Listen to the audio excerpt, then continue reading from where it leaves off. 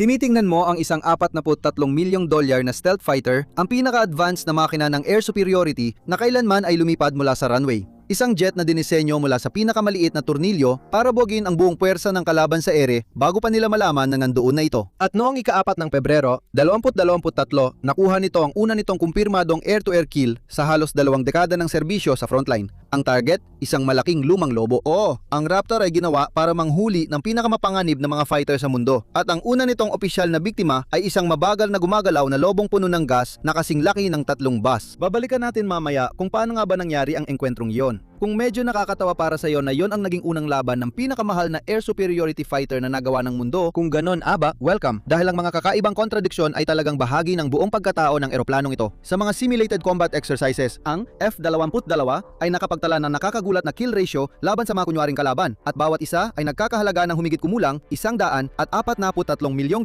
para magawa. Halos kapareho ng presyo ng isang brand new na Boeing 737 airliner. Sinasabing ang radar cross-section nito ay kasing laki lang ng bubuyog, bagamat ang totoong numero ay nananatiling lihim. Maraming antas ng klasifikasyon ang bumabalot dito. At oo, ang maraming antas ng klasifikasyon ay isang bagay na madalas nating maririnig sa video na ito. Gagawin ko ang aking makakaya. Kaya paano nga ba naging tanyag ang isang makinang ganito kapambihira dahil lang sa pagpapaputok ng lobo? At bakit minsan inilarawan ng mga piloto nito ang kanilang sarili na para mga test subject sa isang nabibigong eksperimento? At saka, bakit nga ba mas mababa sa 200 lang ang ginawa ng Estados Unidos at pagkatapos ay tuluyang itinigil ang buong proyekto? At paano nga ba nasangkot ang isang jet na may pambihirang record sa mga pagsasanay na militar sa isang krisis tungkol sa mga hindi may paliwanag na insidenteng pisyolohikal? Ito ang lahat ng kailangan mong malaman tungkol sa F-22 Raptor.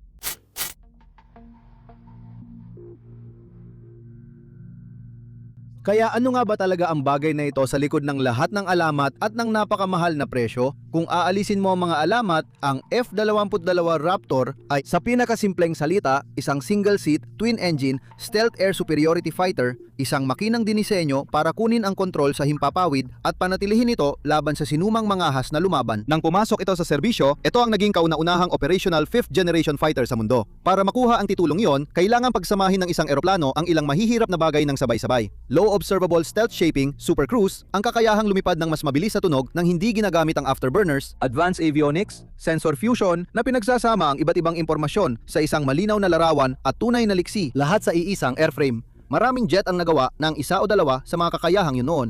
Ang Raptor ang unang nagdala ng lahat ng yon ng sabay-sabay. Ang pangunahing misyon nito ay air dominance. Ang Raptor ay hindi ginawa para bombahin ang mga kubong putik. Hindi ito dinisenyo bilang close air support platform na umiikot sa ibabaw ng mga tropa at hindi ito kailanman nilayon na maging isang multi-role na sasakyang panghimpapawid na kayang gawin ang lahat. Ang buong dahilan ng pag-iiral nito ay para hanapin ang mga kalabang eroplano, sirain ang mga ito at gawing takot sa himpapawid ang mga kalabang piloto na mas pipiliin pa nilang iwanan ang kanilang mga jet sa tarmac. Isa itong fighter na dinisenyo para manalo sa laban bago pa man malaman ng kalaban na nagsimula na ang labanan. Kaya, saan nga ba ito nabibilang sa family tree? Pwede mong isipin ang Raptor bilang direktang tagapagmana ng malamet na F-15 Eagle, ang fighter na namayani sa himpapawid noong dekada, 1980 at 1990. Madalas din itong nababanggit kasabay ng F-35 Lightning II, pero ang dalawa ay magka-counterpart at hindi kambal dahil ang mas maliit na single engine na F-35 ay isang multi-role na jack of all trades, habang ang twin engine na F-22 ay isang espesyalista. Ginawa ito para sa isang tsak na gawain, talagang mahusay. At ito ay isang lubos na ibang klase kumpara sa mga stealth aircraft tulad ng B-2 Bomber o F-117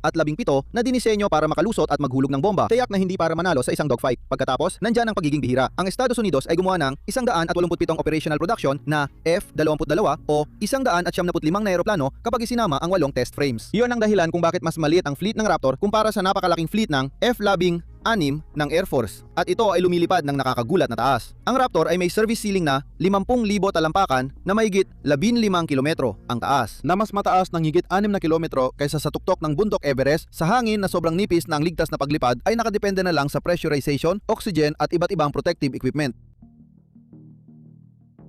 Kaya ano ang dahilan kung bakit nabuo ang F-22? Tatlong salita lang, ang Cold War. Nagkatitigan ang Estados Unidos at ang Soviet Union sa buong Europa na may 10,000 tangke at eroplanong handang lumipad. Ang frontline fighter ng Amerika noon ay ang F-15 Eagle. At ito ay kamangha-mangha ang walang kapantay na hari ng himpapawid na may combat record na umabot sa 12-12 ng napabagsak na kalaban nang walang kahit isang talo sa air-to-air. Pero ano ang gagawin mo kapag ang pinakamagaling mong fighter ay baka hindi na sapat pagkalipas ng 10 taon? Noong Nobyembre 1981, formal na kinilala ng US Air Force ang pangangailangan para sa isang advanced tactical fighter, isang susunod na henerasyong eroplano na papalit sa Eagle at sasagot sa mga banta ng Soviet na nakikita ng mga intelligence analysts na paparating. Panalo ang Eagle ngayon, pero ngayon ay hindi nagtatagal. Inilulunsad na ng mga Soviet ang Su-27 Flanker at ang MiG-29, dalawang maliksi at bagong mga fighter na kayang makipagsabayan sa F-15. Kasama pa ang mas pinahusay na mga surface-to-air missile, mga eroplano ng airborne early warning radar at integrated air defense systems. Lahat ng ito ay dinisenyo para gawing mapanganib ang himpapawid sa silangang Europa para sa sinumang Western pilot na magtatangkang pumasok. Simple lang ang takot sa Washington na unti-unting nawawala ang komportableng kalamangan ng Eagle, pero may bagong alas ang Amerika. Napatunayan ng lihim na F-117 Nighthawk na hindi katang-isip ang stealth na talagang pwedeng hubugin at lagyan ng espesyal na patong ang isang eroplano para halos hindi ito makita sa radar. Pero ang F-117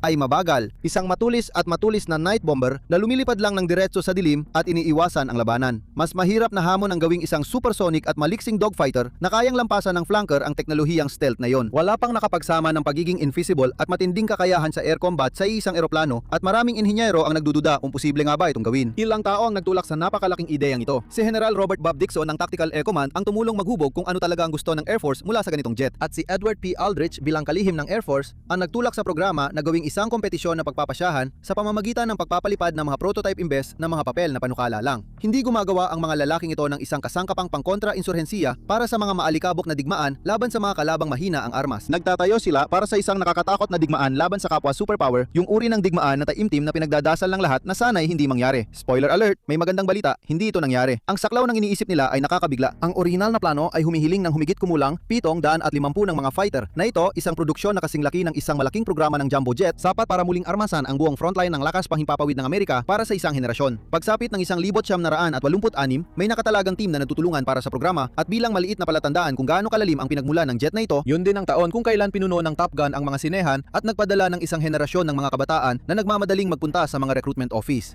Nang matukoy na ng Air Force kung ano talaga ang gusto nito, nagsimula na ang mahirap na bahagi dahil ibinigay nito sa industriya ng Amerika ang pinaka-ambisyosong takdang aralin sa kasaysayan ng abyasyon.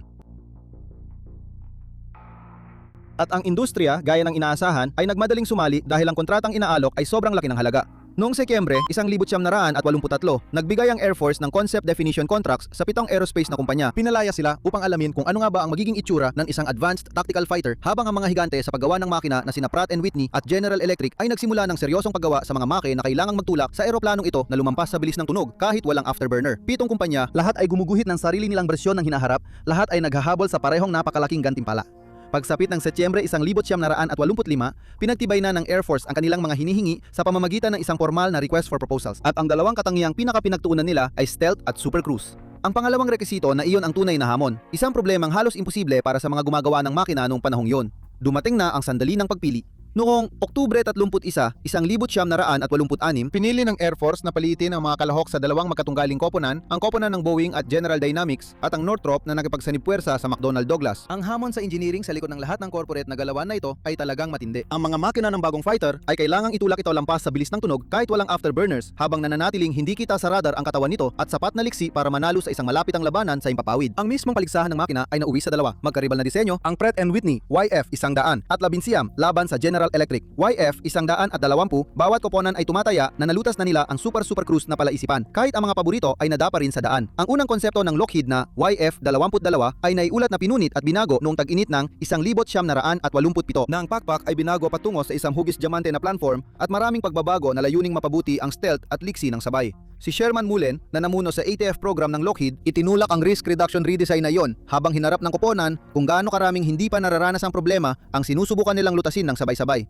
Sadyang inistruktura ni Pete Aldrich ang buong kompetisyon sa pamamagitan ng mga totoong lumilipad na prototype kaysa sa mga pangakong nakasulat lamang sa papel. Pinilit ang parehong koponan na aktwal na buuin ang eroplano at patunayan ang mga konsepto sa ere kung saan hindi nila maaring dayain ang mga resulta. Pagsapit ng 1990 matapos ang halos isang dekada ng takot, ambisyon at napakamahal na engineering, hindi na ito basta tumpok ng mga guhit at wind tunnel models. Dalawang kakaiba, matutulis at parang mula sa ibang mundo ng mga jet ang sa wakas ay lumalabas na mula sa mga hanggar, handa ng lumipad at handang lumaban para sa kinabukasan ng lakas ng himpapawid ng Amerika. Kaya matapos ang lahat ng mga taon ng paggawa ng modelo at wind tunnel, nauwi na ito sa dalawang lumilipad na makina at halos hindi sila magkamukha. Noong Setyembre 29, 1970. Pinalipad ng Lockheed test pilot na si Dave Ferguson ang unang YF-22 mula sa runway sa Edwards Air Force Base sa tuyong kalawakan ng Mojave Desert, at ang matagal nang ipinangakong hinaharap ng air power ay biglang naging totoo. Ilang linggo matapos nito, noong Oktubre 25, sumakay si Major Mark Shack Shackelford at siya ang naging unang piloto ng US Air Force na lumipad gamit ang makina. Pero hindi lang Lockheed ang may team. Ang Northrop at McDonnell Douglas ay gumawa rin ng YF-23, at kung ipantabi mo ang dalawang prototype, makikita mo ang dalawang magkaibang ideya kung ano ang dapat hitsura ng tagumpay sa himpapawid. Ang YF-23 ay mahaba, makinis, halos parang ahas na eroplano na in-optimize para sa bilis at maaring mas mahusay pa ang stealth kaysa sa kalaban nito. Isang makinang gustong sumibat sa kalangitan, halos hindi nakikita.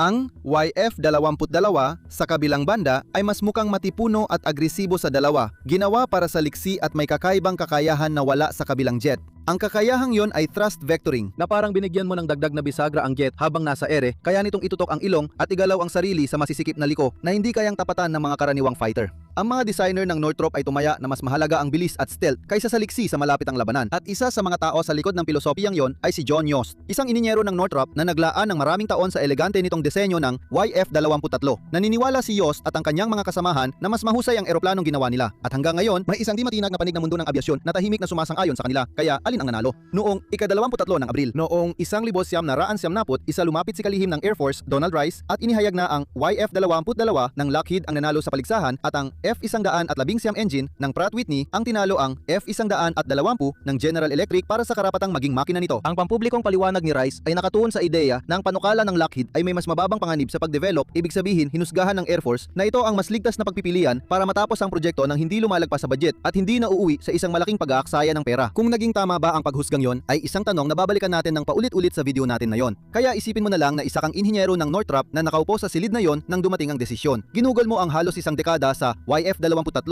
Naniniwala kang ito ang mas mahusay na makina at sa isang pangungusap lang, bigla na lang natapos ang lahat ng iyong pinaghirapan. Ang mga tauhan ng programa ng Northrop ay tuluyang binuwag at ang dalawang prototype ng YF-23 ay naging mga exhibit na lang sa museo, at ang disenyo na hanggang ngayon ay itinuturing ng maraming eksperto bilang mas mahusay na stealth aircraft ay tahimik na isinantabi at napunta na lang sa mga talababa sa kasaysayan ng abyasyon. Ngayon, kung ikaw ay nasa Lockheed nung hapon na yon, ito ay parang pagiging immortal dahil ikaw ang nanalo ng karapatang gumawa ng pinaka-advanced na fighter sa buong mundo. Nakuha ng Lockheed ang karapatang gumawa ng jet na idinisenyo mula sa simula para wasakin ang mga Soviet fighter sa isang labanan sa Europa, sa mismong sandali na ang labanan at maging ang buong Soviet Union ay malapit nang mawala sa mapa.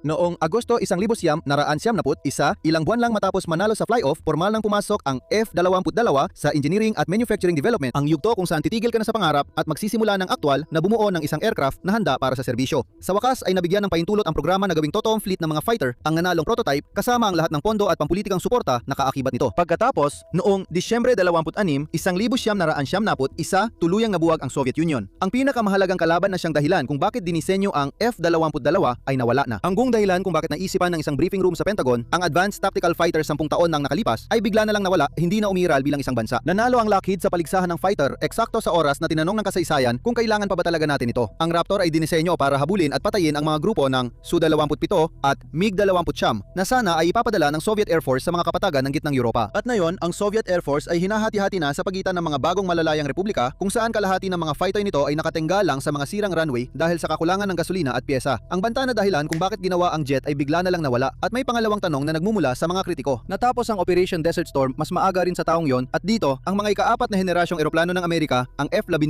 at F-16 na dapat palitan ng Raptor ay tuluyang winasak ang Iraqi Air Force. Nakapagtala ng halos 35 na air-to-air kills ng koalisyon laban sa wala ni isang talo mula sa mga kalabang fighter. Kung ang mga jet na pagmamay-ari na ng Amerika ay kayang manaig ng ganoon kalaki, ang malinaw na kasunod na tanong ay, bakit mo pa kailangang lumipat sa mas mahal na fighter? Lamang na kayo. Malaking tanong iyan sa Kongreso noong dekada 90, kung saan ang mga defense analyst at mga nagbabantay ng budget ay nagtatanong kung ang Advanced Tactical Fighter ay isa na lang mamahaling solusyon sa isang problemang nawala na. Ang pressure ay napunta mismo sa Air Force at kay Lockheed na biglang kinailangang ipaliwanag hindi na lang na maganda ang kanilang jet. Ibig kong sabihin, lahat naman ay sumang-ayon na maganda talaga ito, kundi nananatiling delikado ang mundo para bigyang katwiran ang paggawa ng ganitong kahangahangang sasakyang panhimpapawid. Kailangan biglang magbago ang buong paraan paraan ng pagbebenta mula sa kailangan natin ito para mabuhay laban sa mga Soviets tungo sa hindi tiyak ang hinaharap at hindi natin kayang mapag-iwanan sa kung anuman ang susunod. Talagang mahirap itong ipaliwanag noong 1973 kung kailan gumuho na ang Berlin Wall at may alon ng optimismo tungkol sa mapayapang bagong kaayusan ng mundo na bumabalot sa Washington. Ang Raptor ay isinilang upang lumaban sa isang digmaan na kinanselan na ng kasaysayan at sa mga sumunod na taon, kinailangan ng mga tagapagtanggol nito na patuloy na igiit na maililitaw na panibagong mapanganib na kalaban na magpapahalaga sa napakalaking puhunan na ito. Ngayon, napatunayan namang tama sila. Pero noong kalagitnaan ng dekada 90, iyon ay isang argumento lamang at hindi isang katotohanan. Sa kabila ng lahat ng pag-aalalang pang-estratehiya, patuloy pa ring binubuo ang eroplano sa isang pabrika sa Marietta, Georgia at noong ika-9 ng Abril, 1977 ang unang production representative na F-22A ay tuluyang inilabas sa liwanag ng araw at hindi nila ito ginawa ng tahimik. Ang seremonya ng paglulunsad ay may kasamang mga laser, usok, malakas na tugtugin at napakaraming makabayang palabas sa entablado. Yung klase ng palabas na inaasahan mong para sa isang superhero na lalabas mula sa dilim, hindi para sa isang eroplano na umaalis sa hangar. Pero astig pa rin talaga. Pinanggalanan nila itong Raptor 1 at binigyan ng medyo engrandeng pangalan na Spirit of America, parang pangalan ng lumang bangka. Sa anumang kaso, si Pangulong Bill Clinton, gaya ng nabanggit natin kanina, ay tinawag ang bagong jet na simula ng revolusyon sa lakas ng impapawid na medyo matindi para sa isang eroplanong hindi pa man lang nakalipad kahit isang minuto. Ang buong event ay inorganisa para ipaalala sa Kongreso at sa publiko kung ano nga ba ang binibili ng kanilang bilyong dolyar sa lahat ng mga taong puno ng pagdududa at para ipakita na ang Raptor ay totoo, nandito na ito at sulit ito sa bawat sentimo. Kung naniwala man ng lahat sa mga budget committee ay ibang usapan na yon. Pero ang totoong pagsubok ay dumating 5 buwan matapos yon, malayo sa mga usok at talumpati. Noong ika-7 ng Setyembre, 1977, sumakay si Lockheed test pilot Alfred Paul Metz sa Raptor 1 at inilipat ito sa kauna-unahang pagkakataon, isang paglipad na tumagal ng humigit kumulang 50 minuto, na sa wakas ay sumagot sa tanging tanong na tunay na mahalaga. Talaga bang lilipat ito ayon sa ipinangako ng mga inhinyero? Si Metz, isang veteranong test pilot na lumipad din sa YF-23 ilang taon nang nakalipas, ay isa sa pinakakwalipikadong tagasuri na hiniling ng programa dahil nakaupo na siya sa mga cockpit ng dalawang bersyon ng hinarap na yon. Ang eroplano ay ginawa ring matibay na may disenyo para sa serbisyo ng humigit kumulang 8,000 oras ng paglipad. Nakatumbas ng halos 30 taon ng karaniwang paggamit sa panahon ng kapayapaan bago maputpod ang airframe. Iyan ang uri ng fighter na bibilhin mo ng isang beses at inaasahang lilipad pa rin kahit matagal nang nagretiro ang mga unang piloto na sumakay dito. Hindi talaga nila yon na maging mura ang Raptor, pero talagang nila yon itong maging isang pangmatagalan at panghenerasyong pamumuhunan para sa panghingibabaw sa himpapawid. Hindi lahat ay naging maayos pagkatapos ng kasiyahan dahil ang pinakamahirap na bahagi ng jet na ito ay hindi kailanman ang mismong eroplano. Pagsapit ng 1900 at 1999, nagsimulang lumitaw ang seryosong pagkaantala sa pagdevelop ng software at napakahalaga nito dahil ang avionics ng F-22 ang milyon-milyong linya ng code na nag-uugnay sa mga sensor nito at nagpapatakbo ng mga sistema nito, kumakatawan sa isang computing burden na halos walang kapantay noong panahong yon. Ang paggawa ng magandang airframe ay, sa paghahambing, naging relatibong mas madaling kalahati ng trabaho. Ang turuan itong mag-isip ang naging dahilan kung bakit nagsimulang maging magulo ang schedule at budget. Kaya ngayon, umiiral na ang eroplano sa mundo, isang pisikal na bagay na maaari mong lapitan at hawakan, na binyagan at napalipad at revolusyonaryo sa papel. Ang malinaw na susunod na tanong ay siyang naglalarawan sa buong makinang ito. Ano nga ba talaga ang nagpapahirap dito na makita? Dahil yung usok at mga laser nung pagpapakilala, palabas lang yon. Ang tunay na mahika ng Raptor ay hindi kailanman ang palabas. Nasa mga hindi nito ay pinapakita ang tunay na mahika. Kaya pag-usapan natin ang stealth, pwede ba? Walang mga salitang technical sa pisika dahil mas simple ang pangunahing ideya kaysa sa engineering na kailangan para magawa ito. Ang radar ay parang paghahagis ng mga tennis ball sa isang madilim na kwarto at tinitingnan kung ano ang bumabalik sa'yo. Kapag mas maraming bola ang bumalik, mas malinaw mong makikita kung ano ang nasa loob. Ang buong sining ng stealth ay ang paghubog at paglalagay ng coating sa isang eroplano para yung mga tennis ball ay tumalbog sa ibang direksyon at hindi bumalik sa'yo, kaya hindi mo makikita kung ano ang nasa madilim na kwarto. Ang una at pinakamalagang gamit sa trick na yan ay ang hugis. Kung titingnan mo ang Raptor mula sa itaas, mapapansin mo ang anyo nito ay binuo gamit ang iilang maingat na nakaayong mga gilid kasama ang mga pakpak, buntot at iba't ibang linya ng panel na lahat ay magkakapareho ang direksyon sa halip na magkakahiwa-hiwalay. Ang mga buntot ay nakatagilid palabas at ang mga armas ay nakatago sa loob ng mga internal bay imbes na nakasabit sa mga pakpak. At pati ang mga pinto ng mga bay na iyon ay may sawtooth na gilid, yung kakaibang zigzag na pattern na lahat ay idinisenyo para itaboy ang papasok na enerhiya ng radar palayo sa pinagmulan nito. Sa halip na ibalik ito diretso pabalik. Kaya isipin mo na ikaw ang radar operator sa isang Soviet-era surface-to-air missile site. Nakatitig sa iyong scope at naghihintay na mahuli ang paparating na Amerikanong jet. Laban sa isang ordinaryong fighter, makakakita ka ng maliwanag at hindi mapagkakamalang blip mula sa malayo. Pero laban sa Raptor, baka makakita ka lang ng kisap na parang kasing laki ng isang maliit na ibon at pagkatapos ay magtataka ka, malamang aberya lang yon. Pero hindi sapat ang hugis lang. Ang eroplano ay balot din ng mga materyales at coatings na sumisipsip ng radar imbes na magbalik nito at ang sobrang masusing atensyon ay umaabot hanggang sa pinakamaliit na detalye.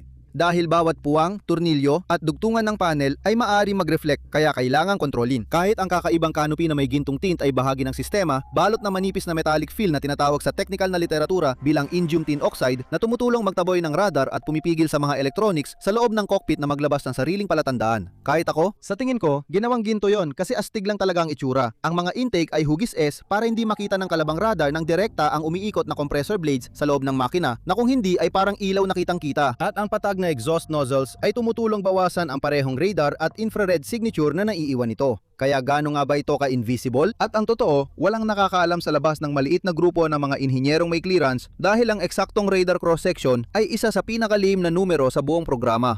Nag-iiba ang bilang depende sa anggulo at frequency ng radar, pero ang Raptor ay dinisenyo para maging sobrang hirap makita at subaybayan. Hindi naman talaga literal na invisible, syempre. Ang sigurado, ang jet na ito ay napakahirap matukoy kumpara sa kahit anong nauna dito. Syempre, hindi naman ito basta-basta lumitaw lang, at para maintindihan kung saan nanggaling ang kumpiyansa ng institusyon para subukan ito, kailangan mong balikan ang isang lugar na tinatawag na Skunkworks at isang tao na tinatawag na Ben. Si Rich ang namuno sa legendary Advanced Projects Division ng Lockheed at siya ang nagtaguyod sa pagbuo ng F-100 at 17 Nighthawk na nagpapatunay na posible talaga ang stealth na kayang umiwas sa radar at hindi lang ito isang pantasya. Ang programa ang nagpatibay ng kakayahan sa engineering, mga kagamitan at ang mahirap na nabuong kaalaman ng institusyon na naging posible ang mas ambisyosong stealth ng Raptor.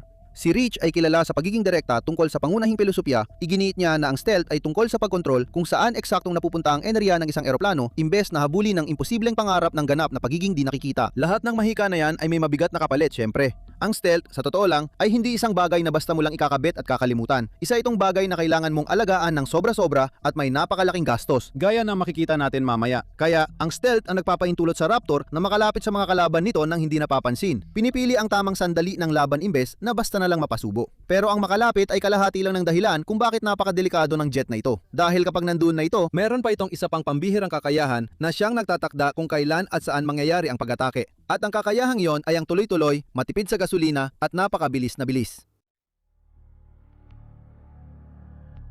Sige, pag-usapan naman natin ang mga makina dahil ang stealth ang nagpapalapit sa'yo pero napakahalaga rin talaga ng bilis. Nakakabit sa likod ng Raptor ang dalawang Pratt Whitney F-100 at 19 PW-100 na makina. Bawat isa ay nasa antas ng 35,000 libra ng thrust na ibig sabihin kapag pinagsama mo sila, itinutulak nila ang jet na ito gamit ang halos 70,000 libra ng thrust. Napakalaking lakas nito para sa isang single seat na fighter at dahil dito, nagkakaroon ng Raptor ng kakayahan na halos wala ng ibang eroplano sa himpapawid ang kayang gawin. Ang kakayahang iyon ang nabanggit natin kanina, Super Cruise. Karamihan sa mga fighter ay kayang bumutas ng sound barrier pero ginagawa nila ito sa pamamagitan ng pag-activate ng afterburners kung saan naglalagay sila ng hilaw na gasolina sa exhaust para sa isang mabilis at matinding sprint na mabilis ding nauubos ang tangke ng gasolina. Kaya ang panatilihin ng Raptor ang higit sa Mach 1.5 gamit lang ang dry thrust. Walang afterburner na umaabot ng higit sa 1,000 milya bawat oras nang hindi mabilis maubos ang gasolina. Ibig sabihin nito, kaya nito mag-cruise sa supersonic na bilis ng matagal, hindi lang basta ubusin ang gasolina sa loob ng 30 segundo. Kaya isipin mong ikaw ang piloto. Ikaw ang nakaupo sa ibabaw ng dalawang F-100 at 19 habang unti-unti kang lumalayo mula sa tanker at itinutulak mo ang mga throttle paabante. Si Major Paul Max Moga, ang unang F-22 demonstration pilot na nagpaliwanag ng eroplano sa publiko, inilarawan niya ang sandaling yon ng mas maganda kaysa sa anumang spec sheet. Lumalayo ka mula sa tanker, pinapaandar mo ang afterburners at parang may nag-fast forward ng mundo. At pagkatapos ay naroon ang mga nozzle kung saan nagsisimulang maging kakaiba ang lahat. Kung titingnan mo ang likod ng Raptor, makikita mong hindi bilog ang mga exhaust, kundi patag at parihaba at kaya nilang gumalaw pataas at pababa ng halos 20 degrees. Yan ang thrust vectoring at binibigyan nito ang jet ng dagdag na kontrol na nagpapahintulot dito na itutok ang ilong at mag-pitch sa mga paraan na hindi kayang sundan ng karaniwang fighter lalo na sa mababang bilis kung saan ang ordinaryong control surfaces ay nawawalan na ng bisa. Iyan ang pagkakaiba ng pagpipiloto gamit ang hangin sa ibabaw ng iyong mga pakpak at pagpipiloto gamit ang mismong bagso ng hangin mula sa iyong mga makina. Sigurado akong napanood nyo na mga footage ng airshow. Ang Raptor ay umakyat ng halos patayo, nakasabit sa buntot nito, umiikot sa mga maniobrang parang nilalabag ang mga batas ng paglipad. Nakakamanga itong panuorin. Pero ang itutok ang ilong ng eroplano mo sa langit at ubusin lahat ng bilis mo ay isang siguradong paraan para mamatay sa totoong labanan sa ere dahil kapag naubos na ang enerhiya mo, isa ka ng mabagal at madaling tamaan na target. Ang tunay na halaga ng Raptor sa labanan ay hindi ang mga pakitang gilas. Ito ay ang tamang pamamahala ng enerhiya, mailagay ang misil sa tamang posisyon sa impapawid bago pa malaman ng kalaban na nandun ka at panatilihin ang sapat na bilis para makaalis ka anumang oras na gusto mo. At pagkatapos, nariyan pang pisikal na realidad ng pagliko ng matindi gamit ang makinang ito. Kayang panatilihin ng Raptor ang Siam G na pagliko at sa bigat na iyon, biglang mas mabigat ang ulo mo kaysa sa normal. Sinusubukan ng dugo mong bumaba mula sa ulo mo papunta sa mga bota mo, at kung wala kang pressure suit na humihigpit sa mga binti mo at malakas at sanay na pag-ire, didilim ang paningin mo at pagkatapos ay tuluyan kang hihimatayin. Mas kaya ng jet ang matinding pahirap kaysa sa mga marurupok na taong nakakulong dito. Hindi talaga tayo magaling sa ganitong bagay. Nakakatakot ang katawan, nakakatakot ang mga makina. Pero kung umupo ka kasama ang mga taong talagang nagpalipad nito at tinanong mo kung ano ang dahilan kung bakit hindi matalo ang Raptor, halos wala sa kanila ang tuturo sa mismong katawan ng eroplano. Itinuturo nila ang utak, ang mga sistemang nasa likod ng salamin na siyang nagpapasya ng laban bago pa man may makalapit.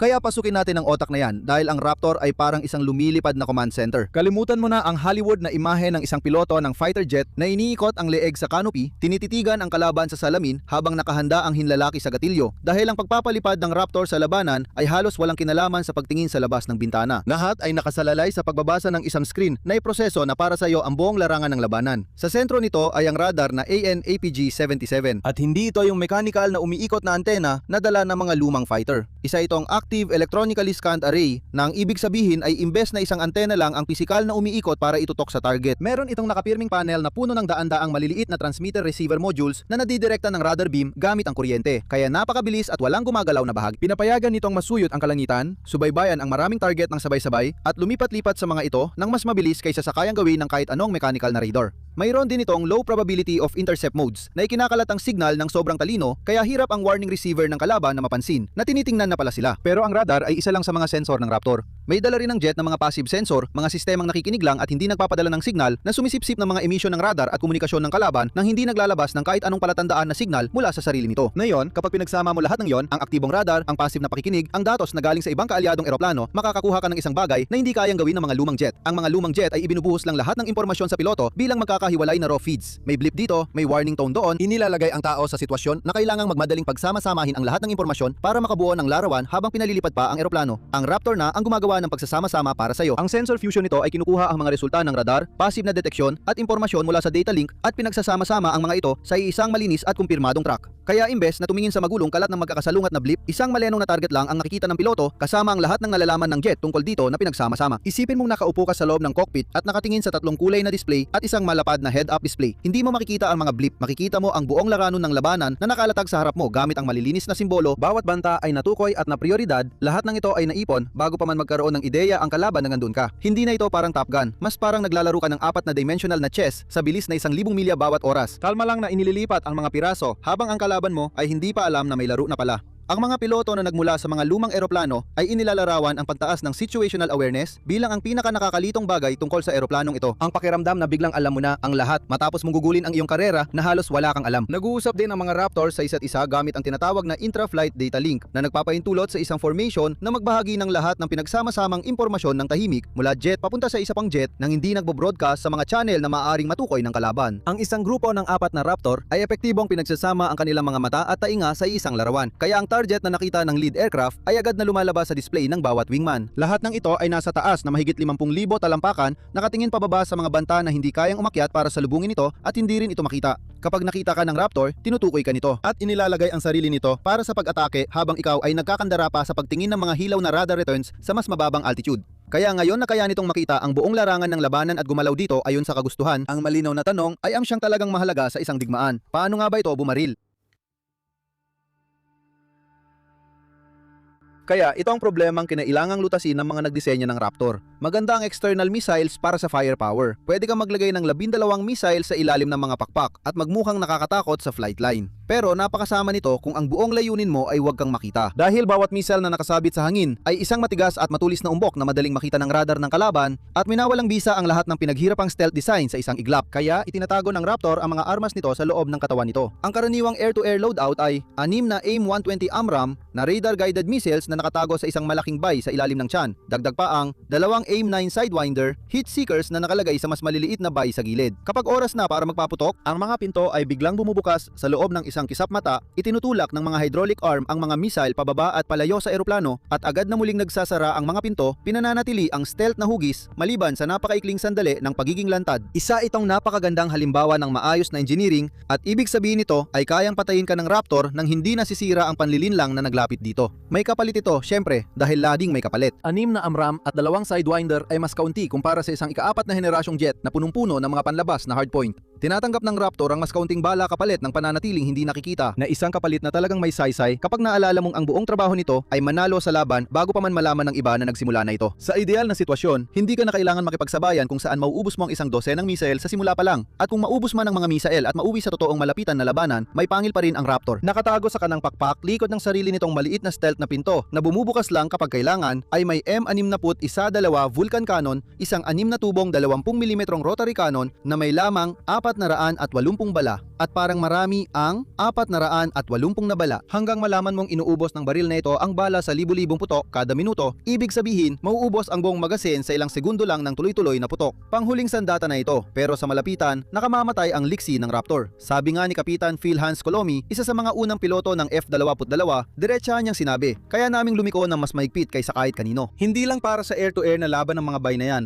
kayang magdala ng Raptor ng precision guided bombs sa loob ng parehong espasyo sa tiyan na naging mahalaga ng tuluyan itong sumabak sa digmaan ilang taon matapos magsimula sa serbisyo. Lahat ng ito ay nagbubuo ng isang makina na kayang makakita ng hindi nakikita, gumalaw ng mas mabilis kaysa halos lahat ng nasa impapawid at umatake mula sa sarili nitong tahimik na kuta. At ang lahat ng katalinuhang iyon, bawat piraso nito ay may katumbas na halaga. Isang literal na nakakaluha sa presyo, isang presyong pasabog sa politika.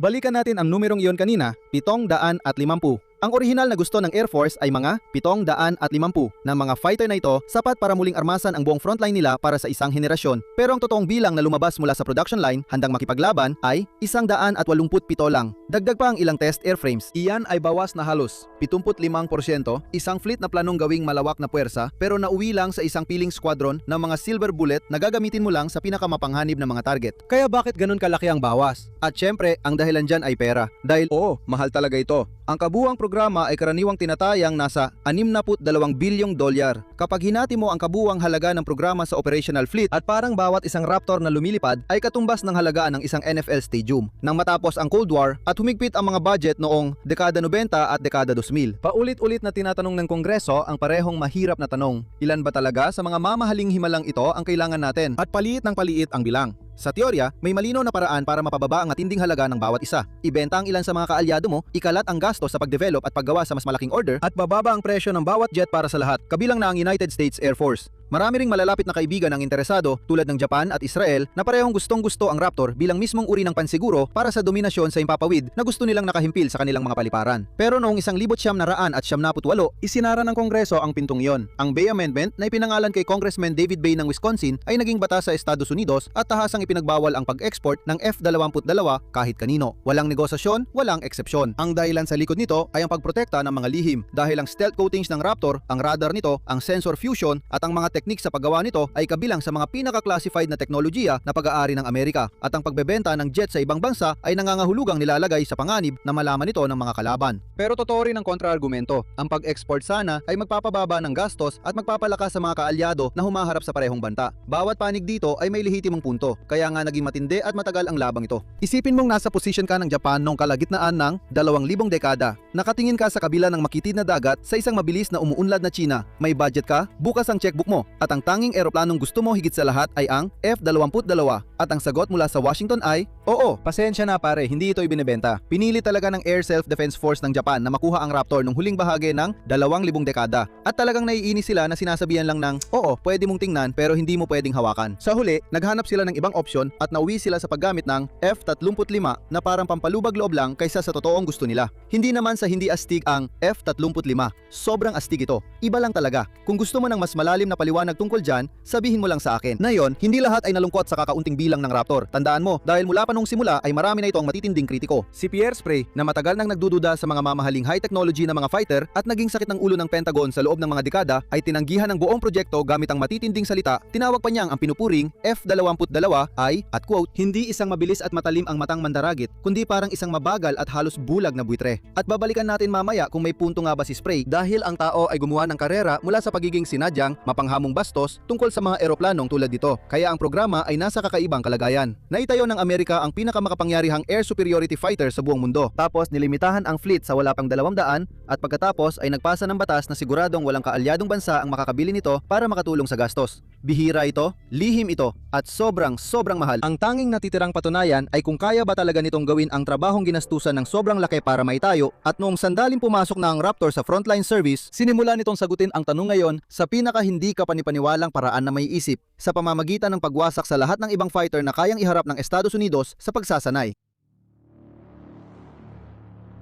Kaya pagkatapos ng 2 dekada ng ambisyon, pagbabago ng disenyo, mga pagtatalo sa budget at pagbabawal sa pag-export, ang tanong na talagang mahalaga ay simple lang. Gumagana ba talaga ang bagay na ito? Noong Disyembre 2005, ibineklara ng Air Force na naabot na ng F-22 ang Initial Operating Capability at ang ika-27 Fighter Squadron sa Langley Air Force Base sa Virginia ang naging unang operational na unit ng Raptor, isang tunay na squadron ng mga jet na ito. Handa nang lumipad sa totoong mga misyon kaysa sa mga test flight lang sa disyerto. Hindi nagtagal bago nalaman ng mundo kung ano ang ibig sabihin nito. Noong Enero 2006, unang lumipad ang mga F-22 sa kanilang Operational Homeland Air Defense sorties, nagbabantay sa kalangitan ng Amerika sa totoong buhay. Pero ang sandaling tuluyang naging alamat ito ay nangyari sa mga exercise range kung saan hinarap ng Raptor ang pinakamagagaling na fighter ng US at sunod-sunod na nilang paso ang mga ito sa mock combat nang hindi man lang nahihirapan. Ang bilang ay 144 laban sa wala sa unang linggo ng Northern Edge 2006. Iniulat ng mga opisyal ng Air Force na nakamit ng F-22 ang 144 na simulated air-to-air victories nang hindi nawawala ng kahit isang Raptor. Ito ay mga exercise adjudications, mga puntos na tagumpay sa masalimuot na war games at hindi totoong mga eroplano na bumabagsak mula sa langit o sa labanan. Pero ang resulta ay napaka one-sided pa rin. Ngayon, walang namatay, pero ang pagiging one-sided nito ay nagpadala ng malinaw na mensahe sa bawat Air Force sa mundo na nakatutok, at yon ay lahat sila. Gaano ka one-sided? Ganito yan, isipin mo ang isang sport kung saan ang isang koponan ay naka-score ng 144 na goals at walang pinapasok na goal sa buong season, at doon mo maunawaan kung gaano kalupit na denomina ng Raptor ang mga legacy fighters na nakalaban nito. Ang mga lalaking lumilipad ng F-15 at F-16 sa kabilang panig ay hindi mga baguhan. Sila ay ilan sa mga pinakabeteranong combat pilot sa buong mundo, at sa mga exercise na ito, paulit-ulit silang namamatay laban sa isang kalabang. Karamihan sa kanila ay hindi man lang nakita sa radar bago dumating ang tawag ng missile. Sa madaling salita, ang kill ratio ay talagang walang kapantay. Si Brigadier General Bolton Field na namuno sa unang fighter wing noong unang serbisyo ng mga jet, halatang hindi na niya binabasa ang mga nagdududa sa puntong ito. At ayon sa kanya, hindi ko alam kung ano ang binabasa ng mga tao, pero itong bagay na ito ay isang halimaw. Mas maniobra ito kaysa sa kahit anong nandyan. Ang buong bagay na ito, sa kahit anong matinong pamantayan, ay baliw. Ang isang fighter ay makakatuklas, makakakilala at makakapatay ng kalabang eroplano bago pa man malaman ng kalaban na nasa parehong himpapawid na pala ang Raptor. Tapos ay kalmadong magpoposisyon ulit para gawin ulit iyon sa susunod na eroplano. Dahil sa stealth, nakakalapit ito. Dahil sa sensor fusion, eksaktong alam nito kung nasaan ang lahat. At dahil sa super cruise, kaya nitong kontrolin ang bawat engkwentro ayon sa gusto nito. Ang mga kalabang piloto, ayon sa lahat ng ulat, ay lubusang nakapanlumo sa karanasan na siyang layunin ng pagsasanay laban sa bagay na sana'y hindi kailanman magkakaroon ang iyong kalaban. Noong Pebrero 2007, dinala ng Raptor ang reputasyon nito sa ibang bansa sa unang pagkakataon nang ipadala ito sa Kadena Air Base sa Okinawa, Japan. Ang pagparada ng isang squadron ng pinaka-advanced na fighter jet sa mundo sa Western Pacific ay isang sinadyang, maliwanag na mensahe na tuwirang nakatuon sa mabilis na umuunlad na China. Ang jet ay hindi lang basta nananalo sa mga war games sa Nevada. Nasa isang runway ito na sasaklaw nitong tamaan ng eksaktong uri ng malakas na kalaban na pinangarap nitong labanan. Ngayon, bago ka masyadong magpadala at pagandahin pa ang mga alamat, isang kinakailangang malamig na sampal ng realidad. Ang mga ehersisyo, hindi yan totoong digmaan. Ang makakuha ng 144 na simuladong pagpabagsak laban sa mga kakamping eroplano na sumusunod sa mga patakaran ng ehersisyo ay hindi kapareho ng pagkaligtas sa totoong digmaan laban sa kalaban. Napatunayan ng mga Raptor na kaya nitong manalo sa laban ng pagsasanay ng mas malupit kaysa sa kahit anong eroplano sa kasaysayan. Kung kaya ba nitong manalo sa totoong digmaan ay tanong na tanging totoong digmaan lang ang makakasagot. At ginugol ng jet ang buong karera nito, nakapansin-pansing hindi nilalabanan ang digmaan na para dito talaga ito ginawa. Pero sa totoo lang, gaano man kaganda ang Raptor, napakahirap din itong patakbuhin dahil habang abala ang Raptor sa pahiya sa lahat ng ibang fighter sa inventaryo ng Amerika, ang mga ground crew na inatasang panatilihing lumilipad dito ay natututo ng ibang iba at napakamahal na leksyon tungkol sa kung ano talaga ang kailangan para mailipad ang isang stealth jet sa himpapawid. Kaya sa bawat oras na magarbo na ginugol ng isang Raptor sa pagharurot sa himpapawid, may isang tao sa lupa na gumugugol ng mahahabang oras para maibalik ito sa maayos na kondisyon para magawa ulit iyon. Ang piloto ang nakakatanggap ng cover ng magazine, ng call sign at ng palapakan sa airshow. Ang tagapag-ayos naman ay nakakakuha ng alas 3 AM na pag-ayos ng mga dugtungan sa ilalim ng ilaw sa trabaho, inayos ang napakahirap na bagay na yon. Sa mga unang taon, talagang nakakaluha ang mga numero. Ang F-22 ay nangangailangan ng halos 30 oras ng dedikadong pag-aayos para sa bawat oras na ito ay nasa himpapawid. Malaking bahagi ng pasaning iyon ay dahil mismo sa stealth dahil ang mga coating na sumisipsip ng radar at ang mga dugtungan ng panel na nilagyan ng espesyal na patong ay napakadelikado. Mga masiselang bagay na kailangang inspeksyonin, ayusin at muling tatakan palagi para mapanatiling kasing invisible ng ipinangako sa brochure ang jet. Kaya ano nga ba talaga ang kasama sa trabahong iyon? Kailangan ng isang hangar na may kontroladong klima, mga teknisyan na nakasuot ng protective gear at respirator, nagtatrabaho gamit ang mga espesyal na coating at sealant, tinatrato ang bawat dugtungan, pangkabit at panel ng access kung saan maaaring tumagas ang radar energy mula sa F-22. Hindi ito yung imahe ng mekaniko ng fighter na puro grasa at may hawak na wrench mula sa lumang pelikula ng digmaan. Mas malapit ito sa pinaghalong chemistry lab at body shop. Mabusisi, eksakto at hindi napapatawad sa minamadaling trabaho. Ang pinakamagandang paraan para maintindihan ng maintenance ng Raptor ay isipin ito bilang isang Formula 1 na kotse, hindi yung Ford ng lolo mo. Ang Formula 1 na kotse ay hindi basta-basta nasisira o walang kwenta. Isa itong napakahusay na nakatonong make na gumagana sa sukdulang hangganan ng kung ano ang posible at malupit itong nagpaparusa kapag napabayaan. Kapag hindi mo binigyan ng sapat na atensyon, mawawala agad ang kakaibang performance nito. Ganon din ang Raptor. Isang purong lahi na nagbibigay gantimpala sa masusing pag-aalaga pero kapag napabayaan, wala rin. Sa sandaling mapabayaan mo ito, ang magandang balita ay mas gumaling ng husto ang mga ground crew sa pag-aalaga rito. Pagsapit ng 2,000 siyam, bumaba na ang maintenance burden sa halos kalahating oras kada oras ng paglipad. Na nagbaba nito sa ibaba ng 12 oras na requirement na itinakda ng Air Force, isang seryosong pagbuti na dulot ng mas magagandang proseso, mas matitibay na materyales at mga crew na talagang kabisado ng jet sa loob at labas. Ang mission capable rate o yung porsyento ng fleet na talagang handang lumipad sa kahit anong araw ay tumaas mula sa mababang 40% nung una hanggang sa umigit kumulang 63%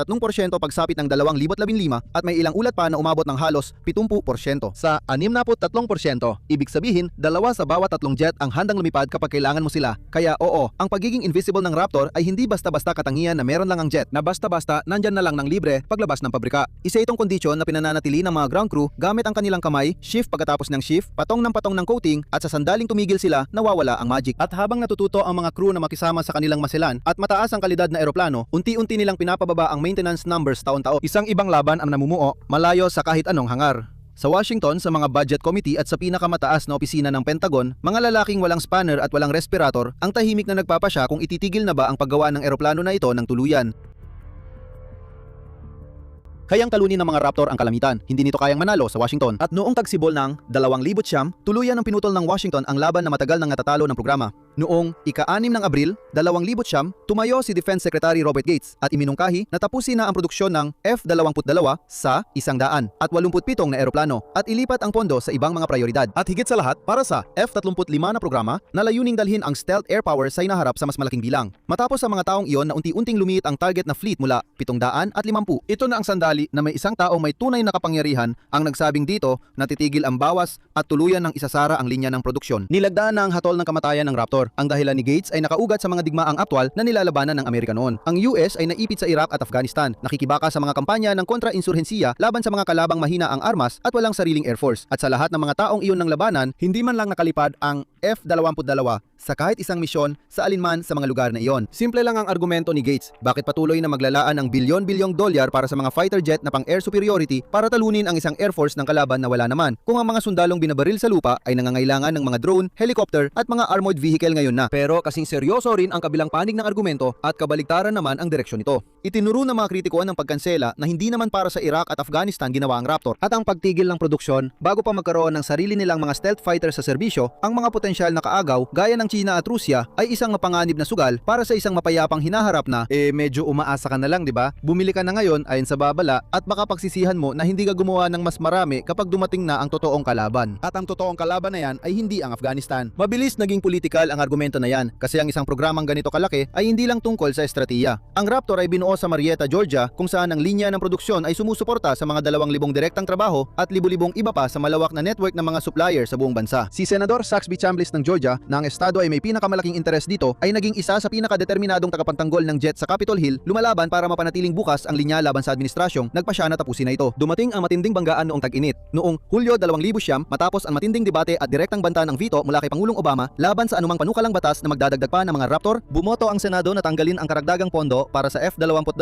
mula sa budget ng depensa. Ang botong iyon ang nagtakda ng lahat. Ang pinaka-advanced na air superiority fighter na kailanman ay ginawa ay aabot lamang sa 187 na jet at ang mga kagamitan para gawin ang mga ito ay itatabi na. Isang desisyon na ngayon ay tila iba ng itsura na parihong may sariling stealth fighters ang China at Rusya. Ngayon hindi naman hangal si Gates. At ang punto niya tungkol sa pakikipaglaban sa mga digmaang kinakaharap mo kaysa sa digmaang mas gusto mong labanan ay may bigat. Ang mga tagapagtanggol ng programa ay hindi mga palaaway at ang babala nila tungkol sa mga karibal na bansa na humahabol ay napatunayang nakakabahala at tama sa loob lamang ng isang dekada. Kaya tuluyan nang naitakda ang dami ng Raptor. Ang kinabukasan nito bilang isang maliit at hindi mapapalitang fleet ay naitakda na sa batas at budget. Ngunit habang ang labang pampulitika ay papunta na sa mapait na katapusan, hinarap ng jet ang isang krisis na walang kinalaman sa pera o estratehiya. At lahat ay may kinalaman sa mga lalaking nakaupo sa loob ng cockpit dahil ang Raptor ay nagsimulang tahimik at nakakatakot na magdulot ng pagkakasakit sa sarili nitong mga piloto.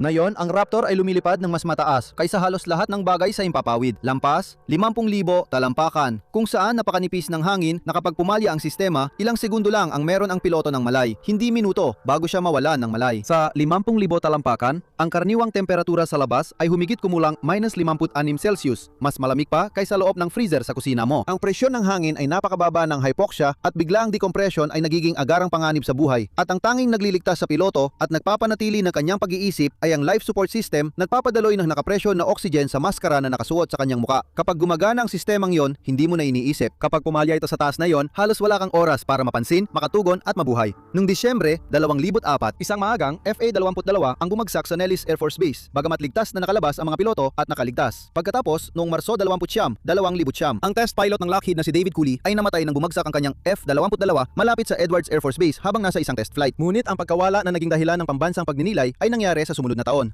Noong Nobyembre 17, 2010, si Kapitan Jeffrey Honey, isang F-22 pilot na kilala sa call sign na Bong, ay namatay nang bumagsak ang kanyang Raptor habang nasa isang night training flight sa Alaska. Siya ay 31 taong gulang at siya ay isang asawa at ama ng 2 batang anak na babae, isang bihasang piloto na lumilipad ng isa sa pinakamahirap na eroplano sa mundo sa isang madilim na gabi sa isa sa pinakamalupit na kapaligiran sa planeta. Ang pagkamatay ni Honey ay naging isa sa pinakamasakit na pagtatalo sa kasaysayan ng programa. Napagpasyahan ng opisyal na investigasyon ng Air Force na ang mga aksyon ng piloto ang naging sanhi na tuklasan na na-distract si Honey dahil sa isang aberya at hindi niya naibalik sa kontrol ang eroplano sa tamang oras. Pero maraming piloto ng F-22 at mismong pamilya ni Honey ang naniwala na may kinalaman ang oxygen system ng jet at maaaring nahirapan siyang huminga habang sinusubukang magpalipad. Nilalabanan ang sarili niyang eroplano para sa hangin sa mga huling segundo ng kanyang buhay. Ang opisyal na resulta at ang mga pagdududa tungkol dito ay hindi kailanman lubusang naayos. Ano man ang nangyari kay Honey, may mali talaga sa mas malawak na fleet. Noong 2011, nagsimulang magulat ang mga piloto ng F-22 ng nakakakilabot na mga sintomas habang nasa ere. Pagkahilo, pagkalito, kawalan ng direksyon at parang malabong pag-iisip na hindi dapat nararanasan sa loob ng cockpit ng isang jet na mas mabilis pa sa tunog. May pangalan pa nga para sa isang paulit-ulit na sintomas na pinag-uusapan ng mga piloto. Si Major Jeremy Gordon, isang piloto ng F-22 mula sa Virginia Air National Guard ay diretsahang nagsabi. Sa mga piloto ng F-22, may tawag sila dito ang Raptor cough. May mga lalaking lumalabas ng cockpit na inuubo at nahihilo at walang makapagsabi ng tiyak kung bakit. At naapektuhan nito ang tiwala ng piloto. Nakastrap sila sa pinaka-advanced na fighter na nagawa, isang eroplanong laging nananalo sa bawat laban na pinapasukan, pero hindi na sila sigurado kung hindi ba sila unti-unting mawawala ng oxygen sa otak sa taas na 50,000 talampakan. Kaya noong Mayo 2011, gumawa ng matinding hakbang ang Air Force. Noong ika-3 ng Mayo, pinatigil nila ang lahat ng F-22, bawat isa sa mga napakamahal at nangungunang fighter na ito habang sinusubukan ng mga investigador na alamin kung ano ang napapalason o napapakulang ng hangin sa mga piloto. Kaya oo, ang pinaka-advanced na air superiority aircraft sa mundo, ang jet na nagkaroon ng 144 na panalo at walang talo sa mga ehersisyo, nakatiwangwang lang sa mga climate-controlled na hangar dahil hindi na mapagkakatiwalaan ng mga piloto ang eroplano. Tumagal ng halos 4 na buwan ang grounding at bumalik lang sa limitadong paglipad ng fleet noong Setyembre 2011 sa ilalim ng mahigpit na mga restriksyon at masusing pagmamanman.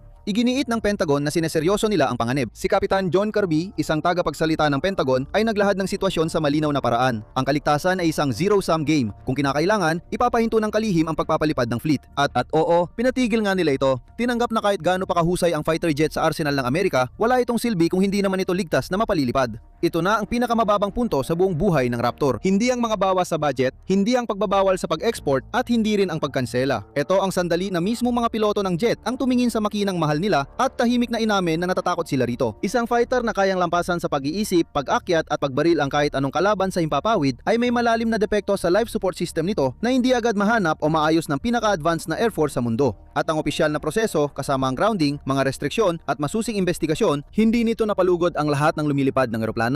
Dahil habang pinag-aaralan ng mga opisyal ang mga chart at hinahanap ng mga inhinyero ang depekto, dalawang piloto ng F-22 ang nagpasya na hindi na sila maghihintay na ang sistema ang mag-ayos ng sarili nito.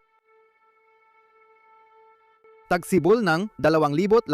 Ipinatigil ng Air Force ang pagpapalipad ng buong fleet, ibinalik ito sa ilalim ng mga restriksyon at pinag-aaralan nila ang problema sa oxygen mula sa lahat ng posibleng anggulo pero patuloy pa rin ang paglitaw ng mga sintomas. Dalawa sa mga lalaking nakaupo sa cockpit na, yon ang nagpasya na sapat na ang paghihintay nila para maayos ng sistema ang sarili nito at ang ginawa nila pagkatapos ay halos hindi nangyayari sa makabagong militar ng Amerika. Noong Mayo 2012, sina Major Jeremy Gordon at Captain Joshua Wilson, parehong piloto ng F-22 mula sa Virginia Air National Guard, lumabas sa pambansang telebisyon at hayagang sinabi na hindi na sila komportable na lumipad gamit ang jet habang hindi pa nare-resolba ang problema sa oxygen. Dalawang aktibong piloto na kumukontra sa sarili nilang hanay sa publiko habang naka-uniforme upang questionin ang kaligtasan ng sarili nilang eroplanong nasa frontline ay isang bagay na hindi nangyayari sa isang kulturang nakabatay sa chain of command at tahimik na profesionalismo. Alam nila ang kanilang isinusugal sa pagsasalita at ginawa pa rin nila ito. Ang linyang sumunod tungkol sa F-22 ay mula sa isang email na binasa ng malakas sa ulat ng CBS na isinulat ng isang hindi pinangalan ng piloto at sinabing, "Pakiramdam ko ay parang ako ang kabilang sa pinakamahal na grupo ng mga unggoy sa laboratorio na nabuo kailanman." Si Wilson mismo ang nagsabi na pakiramdam ng mga piloto ay parang tagatipon lang sila ng datos at gumana ang pressure. Nakialam si Defense Secretary Leon Panetta at nag-utos ng serye ng mga konkretong hakbang, kabilang ang pagpapanatili ng mga F-22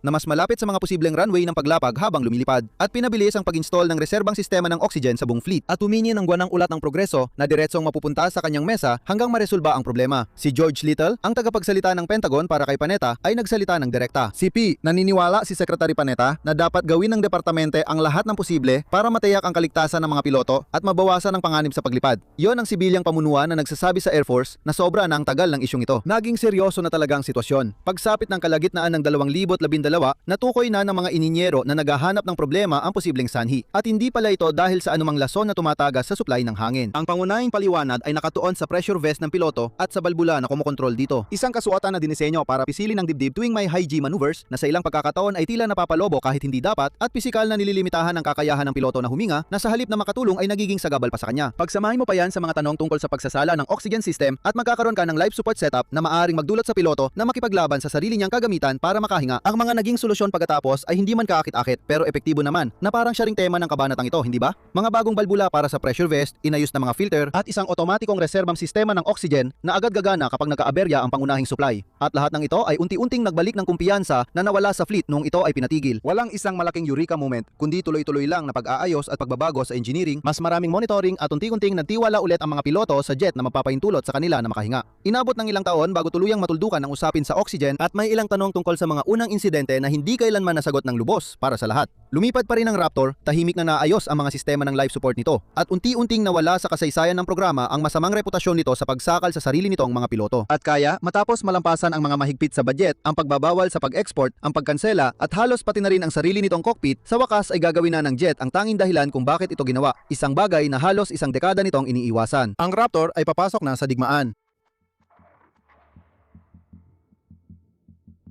Ngayon, naging medyo kakaiba ang karera ng Raptor hanggang sa puntong ito. Naabot ng jet ang paunang kakayahang operasyonal noong Disyembre 2005 at hindi ito nakapagbagsak ng kahit isang bomba sa totoong labanan hanggang Setyembre 2014. Halos 9 na taon ang lumipas. Kung iisipin sa perspektibo ng tao, isang batang marine ay pwedeng nag-enlist, na-deploy sa war zone ng 2 beses, natapos ang buong enlistment at naging civilian na sa panahon na inabot bago nakalaban ang pinaka-advanced na fighter sa mundo at nakaputok ng unang bala sa totoong labanan. Kaya, kailan nga ba tuluyang sumabak sa digmaan ng Raptor? Noong Setyembre 22, 2014, unang lumipad ang mga F-22 sa kanilang kauna-unahang combat mission bilang bahagi ng pambungad na opensiba ng Amerika laban sa Islamic State sa Syria. 2 Raptor ang tumama sa isang ISIS command and control target gamit ang precision-guided bombs, GPS-guided JDAMs na nakatago sa parehong internal bay na ginawa para itago ang mga air-to-air missiles nito. Ang jet na nilikha para buwagin ang Soviet Air Force sa Europa ay sa wakas unang sumalakay sa isang target na walang Air Force. Sa wakas, sumabak na sa digmaan ang Raptor pero hindi sa digmaang para talaga rito. Dinisenyo ito para manalo sa matitinding labanan sa mataas na altitude laban sa mga kapwa fighter jets. Ngunit ang unang laban nito ay naging isang precision bombing run laban sa mga insurgent na sakay ng pickup trucks, isang kalabang walang mga jet, walang stealth at wala rin kahit anong kakayahan para labanan ang kontrol sa himpapawid sa itaas. Ang sumunod na kampanya ay nagpanatili sa jet na abala. Noong 2014 at 2015,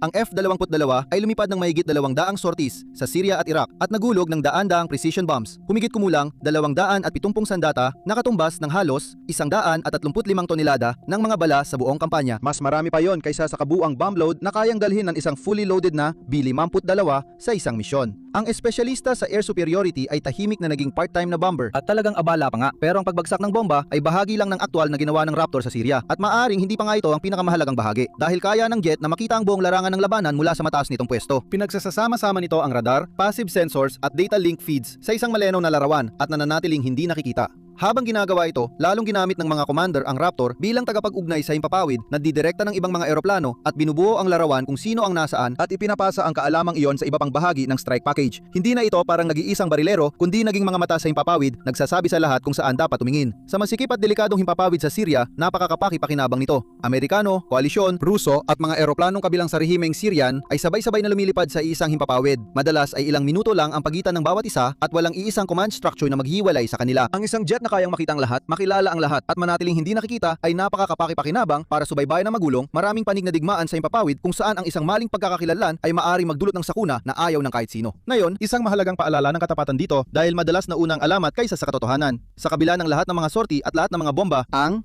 F-22 ay hindi nakabagsak ng kahit isang kalabang eroplano sa Syria dahil walang kalabang eroplano na gustong pabagsakin ng sinuman na maaaring magdulot ng digmaan. Ang jet na ginawa upang maging pinakamapanganib na air-to-air fighter ay ginugol ang unang laban nito sa pagbagsak ng mga bomba at paggabay sa ibang mga eroplano. At ang bilang nito ng mga aerial kill sa labanan ay nanatiling mahigpit na 0 sa buong panahon. Kaya napatunayan ng Raptor na kaya nitong gampanan ang isang tunay na tungkulin sa digmaan. Ngunit hindi ang tungkuling ipinangalandakan para rito. Nagbagsak ito ng mga bomba, pinamahalaan ng sitwasyon sa himpapawid at bumalik ng walang kahit anong gasgas. Eksakto itong inaasahan mo mula sa isang stealth jet sa isang ligtas na kapaligiran. Pero ang pinaka nagpapakitang bagay na ginawa ng Raptor sa Syria ay hindi ang mga bombang ibinagsak nito. Ito ay ang mga labanan na napigilan nito sa simpleng pagdating lang kahit walang nakakakita na paparating ito. Noong ika-18 ng Hunyo, 2017, ang mga F-22 ay nasa himpapawid nagbibigay ng proteksyon ng ang isang US Navy FA-18 Super Hornet ay nagpabagsak sa isang Syrian Su-22 na nagbubomba malapit sa mga pwersang sinusuportahan ng Amerika. Sa lupa, sa unang pagkakataon sa loob ng maraming taon, isang Amerikanong jet ang nakapagpabagsak ng eroplanong may sakay na kalaban. Hindi nagpaputok ang mga Raptor noong araw na yon, pero nandoon sila sa gitna ng aksyon, pinagmamasdan ang buong magulong sitwasyon habang nangyayari at handang kumilos kung sakaling lumala pa ang enkwentro. Ang pangyayaring pinakamagandang napapakita ng halaga ng Raptor bilang panakot ay nangyari rin noong taon na yon, noong Disyembre 14, 2017. Dalawang F-22 ang humarap sa dalawang Russian Su-25 na eroplanong pang-atake sa lupa na tumawid sa linyang pang-iwas sa sagupaan sa Syria at ang naging tensyon ay tumagal ng halos 40 minuto. Nagpaputok ng warning flares ang mga Raptor para paalisin ang mga Ruso mula sa operasyon ng koalisyon at ang buong tensyonadong enkwentro ay natapos ng walang putok. Walang missile na pinakawalan, walang putukan na naganap. At ang buong punto ng enkwentro ay walang nangyari na siya mismong uri ng resulta na tahimik na mahusay gawin ng Raptor kapag bigla itong lumitaw sa lugar na hindi inaasahan. Minsan, ang pinakamagandang labanan ay yung nakakasundo ang lahat ng umatras bago pa man ito magsimula. Ibig kong sabihin, isipin mo na lang na ikaw ang piloto ng Russia. Tumawid ka sa linyang pang-iwas sa sagupaan na baka hindi mo naman dapat ginawa at lumilipad ka gamit ang matibay pero lumanang ground attack jet at may isang fighter na halos hindi mo makita sa iyong radar. Lumapit ito sa tabi mo, inalog ang mga pakpak at malinaw na ipinakita na minamanmanan ka na niya simulat sa pool at kaya kanyang tapusin kahit kailan niya gustuhin. Wala ka nang magagawa kundi bumalik na lang at umuwi. At yan mismo ang disenyo ng Raptor, ang gawin kang umatras. Astig talaga kung tutuusin. Ganito rin ang lohika ng pananakot kahit malayo sa anumang war zone. Doon sa malamig na hangin sa paligid ng Alaska kung saan regular na nagbabantay ang Raptor para salubungin ang mga eroplanong Ruso na sumusubok sa hangganan ng North American airspace. Kapag ang mga 275 Bear ng Russia, yung malalaking bomber na may propeller mula pa noong Cold War, ay dahan-dahang lumalapit sa baybayin ng Alaska, nagpapalipad agad ng F-22 para salubungin sila, kadalasan bigla na lang sumusulpot sa tabi ng matatandang dambuhalang iyon bilang tahimik na paalala na binabantayan ng Amerika ang buong paglapit at handa na sila bago pa dumating ang mga bomber. May kakaibang drama sa mga interception ng NORAD na iyon. Isang F-22 na tahimik na pumupwesto sa likod ng mabagal na Soviet-era Bear, ang pinakabagong stealth fighter sa mundo ang nag-e-escort sa isa sa pinakamatandang bomber na lumilipad pa. Dalawang panahon ng lakas ng himpapawid na magkatabing lumilipad para sa kamera at malinaw ang mensahe.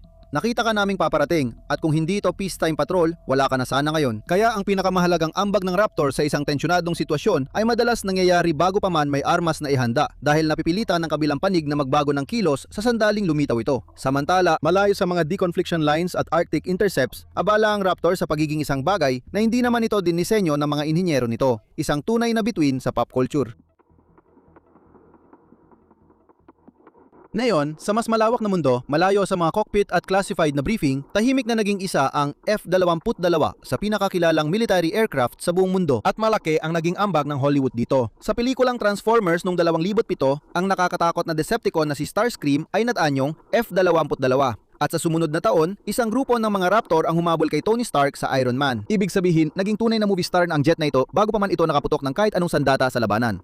Starscream. Hindi man ito opisyal na doktrina ng USAF, nakakalungkot pero kitang-kita naman na madaling makilala ang silweta nito kaya palaging ginagamit ng mga gumagawa ng pelikula kapag kailangan nila ng isang bagay na mukhang sobrang advanced at hindi mahirap makita kung bakit gustong-gusto ito ng kamera. Ang Raptor ay may silweta na kakaiba sa lahat ng makikita mo sa himpapawid. Ang canopy nitong may ginintuang cool ay sumasalamin ng liwanag sa paraang hindi nagagawa ng ibang mga fighter. At ang airshow routine ng demo team ay nagpapalipad sa jet sa mga galaw na parang mahika para sa sinumang nanonood mula sa lupa. Ang pakiramdam ng mabilis na pag-usad na isiniksik sa ilang minutong patayong pag-akyat at tail slide ang siyang dahilan kung bakit naging siguradong panalo ang Raptor sa mga airshow. At nandiyan pa ang internet na itinuring ang Raptor bilang isang uri ng mascot sa matagal ng alitan ng mga grupo tungkol sa mga military aircraft. Sa online, makikita mo ang mga tapat na tagahanga ng Raptor na palaging ipinaglalaban ang pagiging superior nito laban sa mga kasing tapat na tagasunod ng F-35.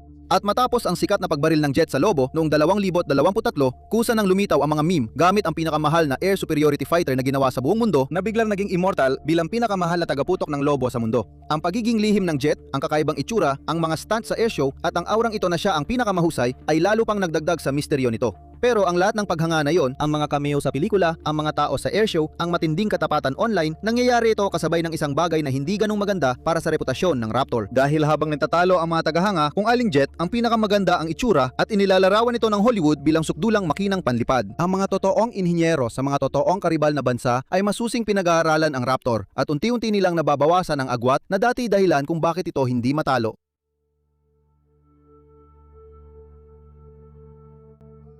Sige, balikan natin ulit ang usapan tungkol sa Lobo na yung alam mo na kung anong klaseng makina ang ipinadala para harapin yon. Noong huling bahagi ng Enero, 2023, isang Chinese na high-altitude surveillance balloon ang napadpad sa American airspace at naglakbay sa buong continental United States. Kitang-kita ito ng sinumang tumingin pataas na sa loob ng halos isang linggo ay ginawang pambansang usapin sa balita ang kagamitang yon sa paniniktik. Inilipat ng Air Force ang mga F-22 para subaybayan ang bagay na yon at alamin kung paano, kung posible, pabagsakin ang isang Lobo gamit ang isang fighter jet na ginawa para pumatay ng ibang mga fighter. Bakit magpapadala ng stealth fighter laban sa isang Lobo sa simula pa lang? Kasi halos wala ng ibang kagamitan na kayang abutin ito ng madali. Ang Lobo ay lumilipad sa taas ng mga 60 hanggang 65,000 talampakan, mas mataas pa sa karaniwang lipad ng isang pampasaherong eroplano. Ang F-22 ay umakyat hanggang mga 58,000 talampakan, halos sa dulo ng kaya ng isang fighter at ng mga missile nito na magamit ng maayos, kaya hindi na kinonsidera ang karamihan sa ibang mga eroplano na sanay pwedeng gamitin. Ang Raptor na may service ceiling na higit sa 50,000 talampakan at may kakayahang mag-supercruise ay isa sa ilang makina na kayang umakyat doon at makapagbigay ng malinis na putok. Noong ika-4 ng Pebrero, 2023, isang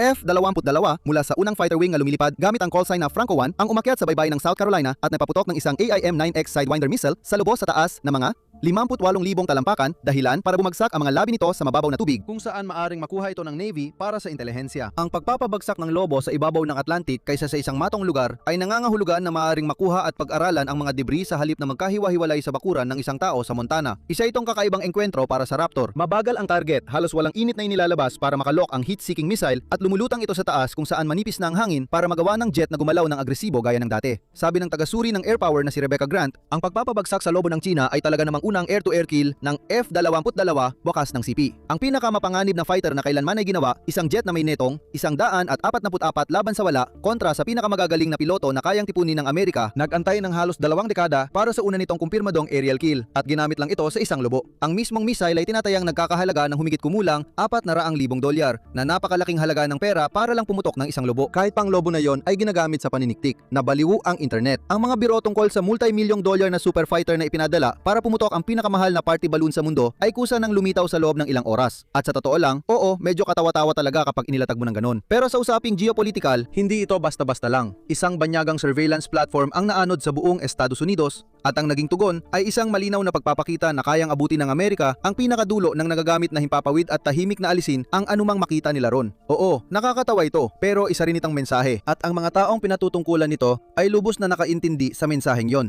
Kaya, kung ang pinaka-advanced na fighter sa mundo ay sumikat na ngayon sa pagpapaputok ng mga lubo, gaano pa kaya katagal ang itatagal ng Raptor bago ito mapalitan ng mas bago? Para masagot yan, kailangan mong tingnan kung nasaan na talaga ang Raptor sa kalagitnaan ng dekada ng 2020. At ang totoo, isa na itong tumatandang kampeon kaysa isang relikya sa museo. Pagsapit ng 2022, bumaba na sa humigit kumulang 183 airframe ang bilang at mas kaunti pa rito ang talagang handang lumaban kapag isinantabi mo ang mga jet na ginagamit sa testing, training at ang mga nawala dahil sa aksidente. Yan ay halos isang katlo ng mahigit 540 Super Hornets na pinalilipad ng US Navy na nagpapakita kung gaano na lang kakonti ang fleet na sinusubukang palawakin ng Air Force sa isang napakalaki at lalong pinagtatalunang mundo. At ang mga karibal na idinisenyo itong pigilan ay hindi na basta-basta naglalaho. Ngayon, inilalabas na ng China ang kanilang J-20 stealth fighter sa makabuluhang bilang isang malaking twin-engine jet na itinuturing ng mga Western analyst bilang isang seryosong katapat na eroplano kahit na pinagtatalunan pa nila kung gaano nakahinog ang mga makina nito at kung gaano kaganda ang mga sensor. Inilabas na Rusya ang Su-57 bilang sarili nitong pambato sa ikalimang henerasyon. Bagamat karamihan sa mga Western observer ay itinuturing itong mas hindi pa gaanong nade-develop sa dalawa, inilalabas lamang sa kaunting bilang at laging may problema ang programa. Ang nailuluwas na ikalimang henerasyong jet na talagang ginagamit ng mga alyado ay ang F-35, habang ang Raptor dahil sa export ban ay nananatiling eksklusibong sandata lamang ng Amerika. Kaya paano mo mapapanatiling makabuluhan ang isang fighter jet na ipinanganak noong dekada 90 laban sa mga kalabang hindi pa umiiral nung ito ay dinisenyo? Simple lang, patuloy mo itong ina-upgrade. Ang Raptor ay dumaan sa sunod-sunod na mga improvement package, kabilang ang Increments 32B upgrade, pagsasama ng mas bagong AIM Sham-X at AIM 120D na mga missile pinahusay na data links para makipag-ugnayan sa iba pang bahagi ng fleet at isang matagal nang naantala helmet-mounted queuing system na matagal nang ginagamit ng mga mas mababang uri ng jet. Ang layunin sa lahat ng ito ay mapanatili ang kahusayan ng paglipad ng airframe na sinusuportahan ng mga sensor at armas na hindi na pag-iiwanan ng isang henerasyon. Ngayon, hindi lahat ng Raptor ay tinuturing na sulit sa gastos. Tandaan mo, paulit-ulit nang iminungkahi ng Air Force na i-retire ang 32 mas matatandang Block 20 na eroplano na pangunahing ginagamit para sa pagsasanay, na sinasabing magiging sobrang mahal kung aayusin pa para maging pang frontline ang mga ito. Ngunit ipinagbawal ng Kongreso sa Air Force na alisin ang mga eroplanong ito hanggang sa fiscal year 2028. At ito ang argumento, bakit gagastos ng napakalaki para i-upgrade ang 30 ng luma ng training jets para maging pangdigma kung pwede namang gamitin ng pera sa mga kakayahan na talagang mahalaga, lalo na't may kapalit na itong pinaplano. Ngayon, ang kapalit na yon ay kilala na ngayon bilang F-47, ang crude fighter na nasa sentro ng Next Generation Air Dominance Family of Systems.